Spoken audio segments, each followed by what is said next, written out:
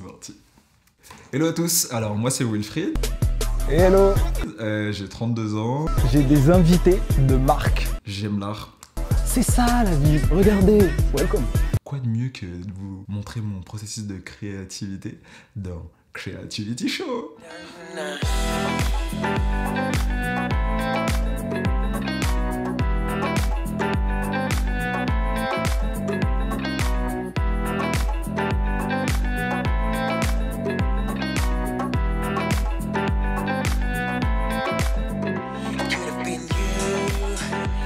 Bonjour et bienvenue à tous dans Creativity Show. Je me présente, je suis Enzo et on va passer ensemble une quinzaine de minutes à découvrir le processus de création d'un certain artiste qu'on va parler tout de suite.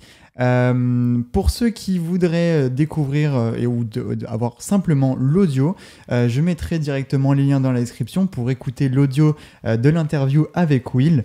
Et du coup, sans transition, je suis avec Will. Ça va, Will ? Ouais, ça va. Et toi, comment ça va? Ça va. J'aime bien, c'est la manière dont il est à l'aise pour parler. Ouais, ça fait un effet limite un peu tortue. Mais non, je suis à l'aise. T'inquiète pas, il n'y a pas de souci. Comment ça va? Ça va bien. Ça va bien. Ouais. Alors, okay. Will, j'aimerais que tu te présentes auprès de toutes les personnes qui vont nous écouter et nous voir. Qui es-tu? D'où viens-tu? Non, on va commencer par ça. On va commencer par ton parcours. Qui es-tu? Qui je suis? Je suis Will. Will pour les intimes, parce que sinon, le vrai petit prénom, c'est Wilfried.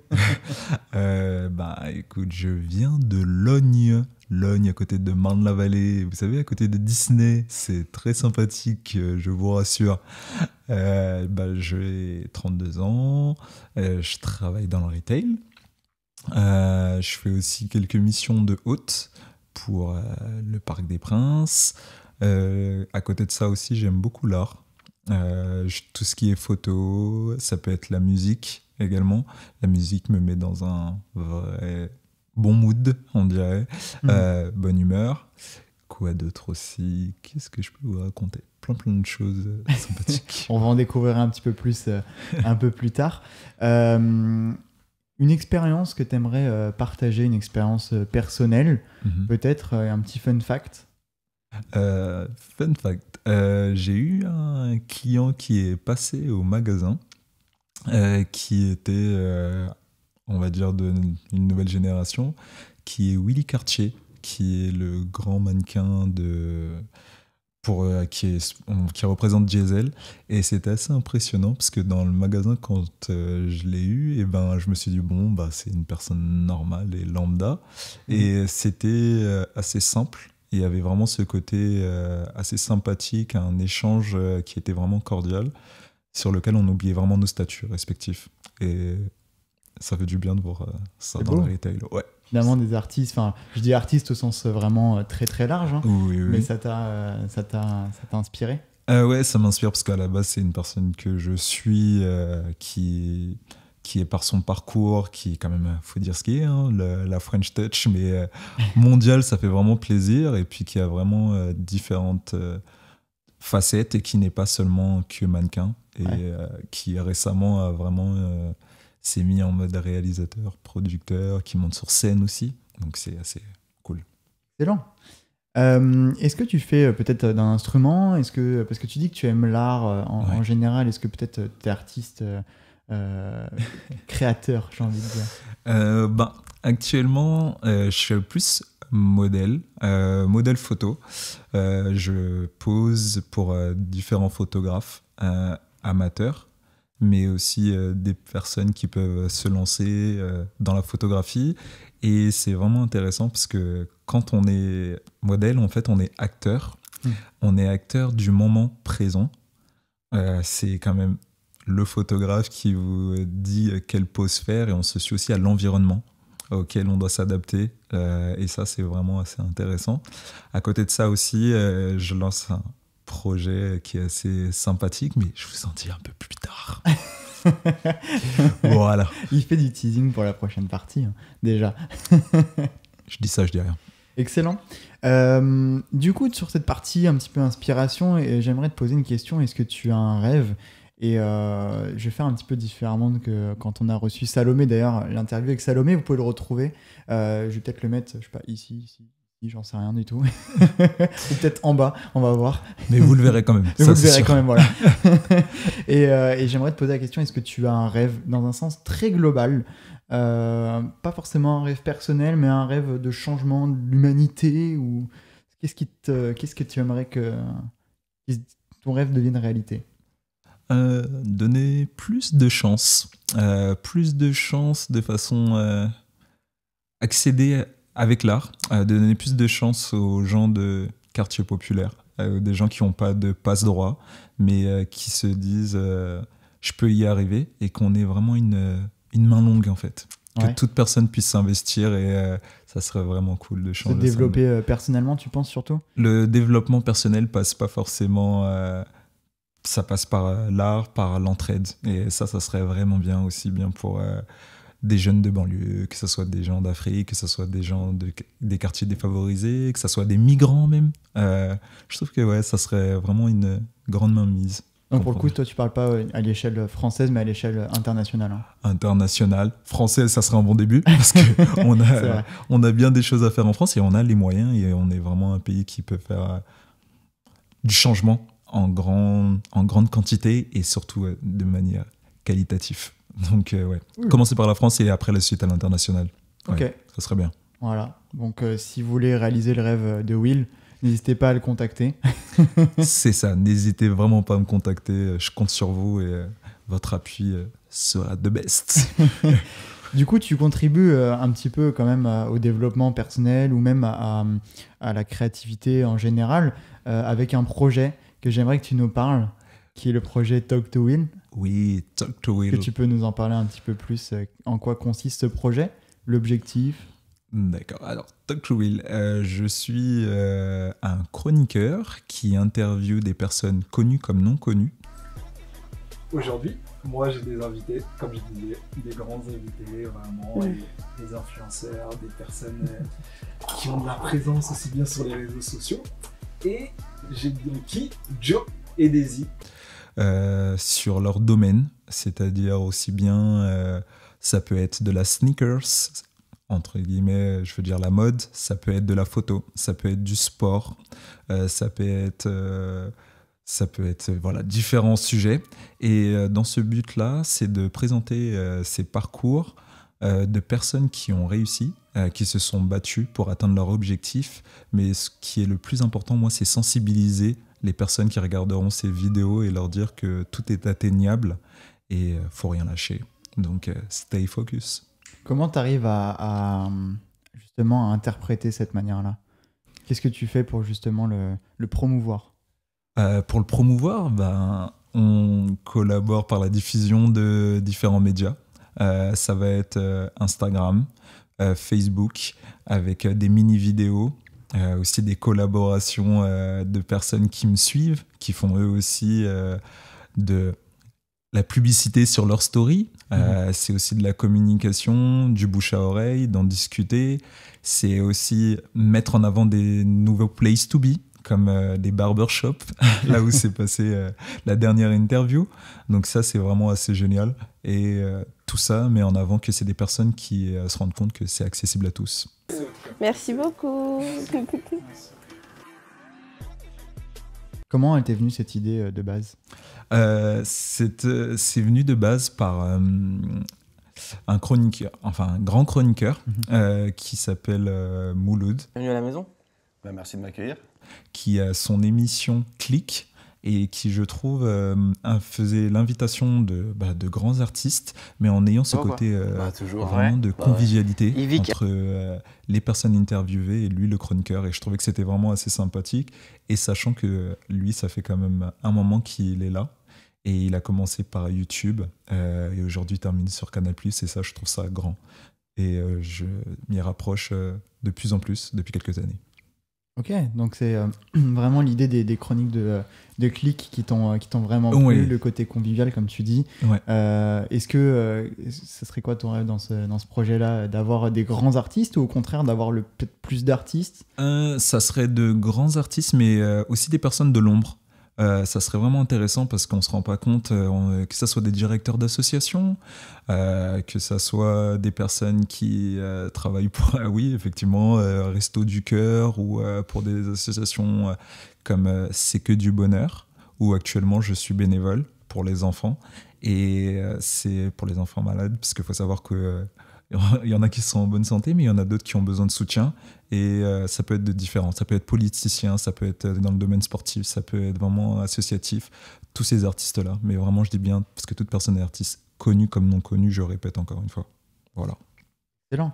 Tu peux m'en parler un peu plus, du coup, c'est que du bonheur, parce que j'ai cru avoir vu sur ton Instagram, d'ailleurs que je partagerai en même temps, Oui. que tu faisais partie de cette association-là. Qu'est-ce qui t'a inspiré? Pourquoi C'est une association qui est tenue par Hélène Sy, bien évidemment, qui est la femme d'Omar Sy, mais qui s'occupe de tout enfant en fait qui est malade dans des milieux hospitaliers. Et c'est assez grand parce que ils font vraiment des partenariats avec que ce soit des sociétés, que ce soit des artistes, et ils interviennent vraiment à des moments importants tels que Halloween, tels que les fêtes de Noël. Et ça, c'est différents artistes qui viennent, mais qui viennent pas en tant qu'artistes, mais qui viennent vraiment pour personnes voulant donner le sourire à ses enfants. Et ça, c'est des moments qui ne s'achètent pas, qui n'ont pas de prix. Et c'est vraiment grand. C'est vraiment voilà, c'est touchant. Et ils sont vraiment là pour vraiment faire du bien aux parents, aux enfants, au quotidien. Et sachez que un enfant malade, mais un enfant qui sourit, c'est un enfant qui est à moitié rétabli de bien-être. C'est cool. Voilà. Vraiment inspirant. J'aimerais revenir un tout petit peu sur Talk to Will. Oui. Comment tu t'y es pris justement pour filmer ta première vidéo?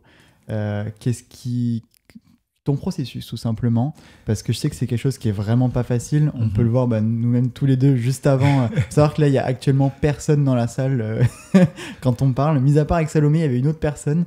Ça demande du temps, ça demande de la gestion aussi. Ouais. Parce qu'il faut, si tu as plusieurs personnels, il faut savoir que tout le monde soit en repos ou autre. Comment tu as pu gérer tout ça?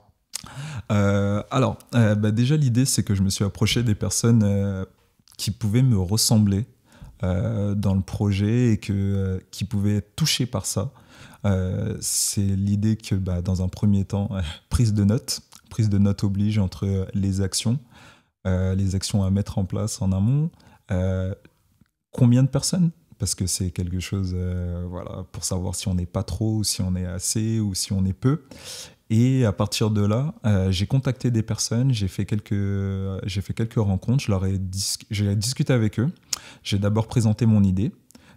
Faut savoir que, comme toute idée, une première fois, quand on fait sa présentation, ça passe ou ça casse. J'ai eu 2 personnes qui ont pas aimé, qui m'ont fait comprendre, en fait, c'est pas question de pas aimer, qui ont trouvé que j'étais pas prêt.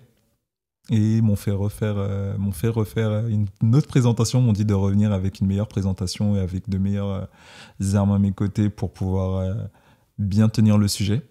Et j'ai une autre personne qui a, elle, validé le sujet d'office, qui a dit je suis partant pour l'idée. Puis j'ai pris quelques mois et à partir de là, une fois que tout était mis en place, j'ai eu la chance d'avoir des personnes déjà je me suis approché par Instagram pour les personnes que je devais interviewer en leur présentant le sujet et qui m'ont dit on est disponible à tel moment, dans quel but tu souhaiterais faire ces interviews. Donc je leur ai présenté, ils m'ont validé, donc ça c'était déjà un point de fait. Puis le second plan, c'était de trouver l'endroit, et cet endroit j'ai eu la chance de collaborer avec les fondateurs de Groomers, qui est un barbershop, qui est pas seulement un barbershop, qui est un lieu de vie, qui fait des présentations d'events tels que des mini-concerts. Et ça, c'était un deuxième point, parce que le lieu était choisi. Et le troisième point, c'était la location du matériel, où on a eu une société qui s'appelle SOS Ciné, qui m'a fait la location de matériel. Et grâce à ça, j'ai pu louer mon matériel pour l'interview. Et tout le combo était fait. Et il me manquait encore la dernière ressource, le staff, où j'ai eu environ 3-4 personnes qui m'ont aidé à travailler durant le tournage, qui étaient certes amateurs, mais qui ont mis en place le matériel, qui m'aidaient durant l'interview, qui ont été aussi assistants pour pouvoir apporter tout ce qu'il fallait faire au moment T. Et c'était vraiment pratique. Donc on était environ une équipe de 5 personnes, 5-6 personnes. Voilà. C'est cool.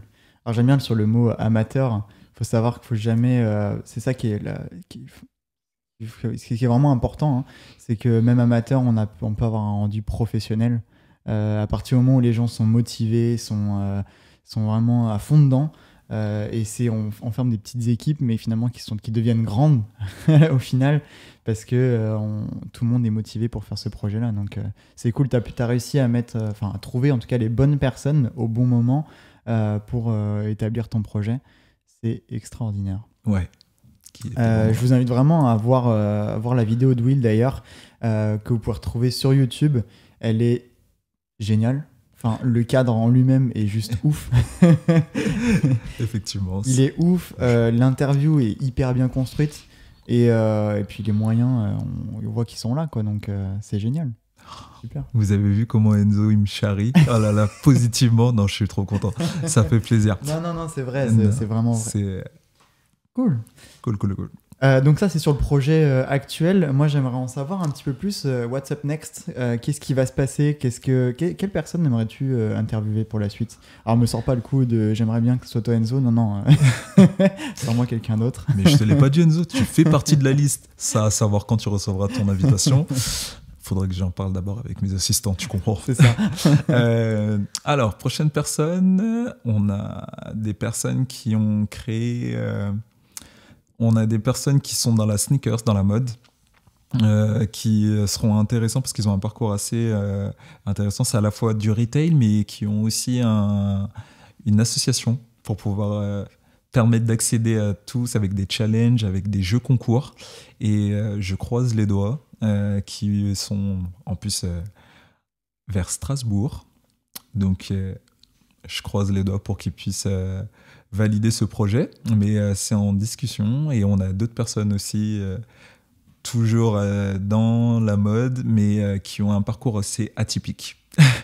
Et je pense que ça réserve de bonnes surprises. Ah bah c'est clair. Voilà. Tu m'as déjà donné l'envie, juste en disant atypique, on a envie d'en savoir plus. C'est ça. Rassurez-vous, ça arrive. D'autres projets personnels peut-être que tu aimerais accomplir, en plus du podcast justement, enfin interview comme tu fais Talk to Will. Est-ce que tu as d'autres choses que tu aimerais partager, que tu aimerais créer? Ouais, ça serait vraiment... je voudrais créer une agence de mannequinat digital. On va dire ébène. Quand je dis ébène, c'est dans le sens métis, black, blanc, beurre, pour bien dire. Et que, voilà, pour le digital, je trouve qu'aujourd'hui, ça prend une grande référence. Et ce côté street art et ce côté melting pot, c'est grave important. Et si j'ai la possibilité de créer cette agence, rassurez-vous, voilà, vous saurez que ça sera Will. Voilà. Ok. Une collab de rêve. Une collab que tu aimerais vraiment faire, peut-être dans Talk to Will ou dans d'autres projets. Et pourquoi? Avec Virgil Abloh. Oui, parce que monsieur Off-White est un grand exemple pour moi. C'est pas, je dis pas dans le sens de la communauté black, mais c'est dans le sens comment il a réussi pour en arriver là. Et je trouve que la donne a changé et ça a donné du renouveau vraiment à Louis Vuitton et à la collection Homme. Et c'est quelqu'un qui est vraiment polyvalent, qui est à la fois DJ, qui est à la fois designer, qui travaille aussi avec Ikea. Et clairement, ça, c'est vraiment une bonne collab. Virgil Abloh et Will, ça serait vraiment inspirant. Voilà. Déjà, ouais, comme tu dis, il a permis de repimper un petit peu aussi pas l'image, je dirais, de Louis Vuitton, mais de la moderniser un peu plus. Il y avait déjà Kim Jones qui était présent juste avant, maintenant qui est designer de chez Dior, si je dis pas de bêtises, qui était déjà excellent. Et là, avoir une version un petit peu street de la collection Homme Et femme aussi, parce que si je dis pas de bêtises, il s'occupe un petit peu de la version femme maintenant. C'est hein. ça fait- Enfin, plus maintenant du coup, mais Non, mais il a fait C'est mais parti en tout cas, direct. c'est excellent. C'est excellent ce qu'il fait. Vraiment pas mal. Donc une collab de rêve. Ouais, c'est une collab de rêve. Après, si ce rêve devient réalité, autant en faire bon usage. Voilà. Ça serait cool. Une dernière question pour toi. Qu'est-ce que la créativité? Qu'est-ce que ça signifie pour toi, la créativité? La créativité, c'est inspirer. C'est apporter des choses nouvelles, aussi bien pour soi que pour les autres, et créer, comme on dirait, un effet waouh. Ça veut dire qu'il n'y a pas besoin de mots, juste le regard et l'inspiration, et même être subjugué par ce qu'on voit. Voilà, tout simplement. Et ça passe de tout. Ça peut être une couleur, ça peut être une chanson, ça peut être de l'écoute. Voilà, c'est quoi la créativité, et tout à chacun. On peut avoir l'esprit créatif, c'est juste qu'il ne faut pas se fermer. Plus on est ouvert, plus la créativité arrive. Voilà, et Ok. je trouve que... Voilà. Inspirant. Encore. Excellent. Du coup, merci beaucoup, Will, d'avoir fait part de ton processus de création avec tes différents projets, tes futures collaborations que tu aimerais avoir. Ouais. C'était une grosse surprise pour moi, Virgile Abloh. Je m'attendais pour le coup du coup, au chroniqueur de Click, donc c'est vachement cool. Ouais. Bien sûr, je mettrai la chaîne de Will sur la vidéo. Je vous mettrai en même temps un petit extrait de la chaîne, enfin de la vidéo en fait, Talk to Will. Et puis par la même occasion, peut-être des projets de vidéos que tu nous feras part ou des photos que tu as en même temps avec l'association avec laquelle tu travailles aussi. Ça pourrait être vachement intéressant de voir quel autre projet tu as. Ouais. Et puis voilà, on en a fini aujourd'hui avec Will. Merci beaucoup, Will, d'avoir été présent. Merci à toi, Enzo, pour cette belle réception et ce bel échange. Et profitez, regardez. C'est vraiment intéressant. Et je pense que Enzo a encore beaucoup de choses à nous apprendre et à nous faire découvrir. Donc, creativity is the best one. Alors encore merci à toi, Enzo. Merci, Will. À la prochaine. Bye.